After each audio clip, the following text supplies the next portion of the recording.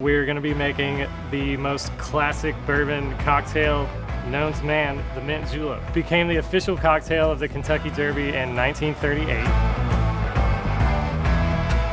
This cocktail is the Gold Rush. Today we'll be using bourbon instead. Today we're gonna make an old-fashioned cocktail, one of the most classic bourbon cocktails there are, and it tastes good for breakfast. With the Kentucky Mule, we are going to swap out that vodka for Kentucky straight bourbon whiskey. Called the Boulevardier, and we beef up the bourbon because it's Kentucky, and that's what we do here. Now to do a modern twist. Sometimes it's hard to do a variation on a classic cocktail because a lot of them are so good.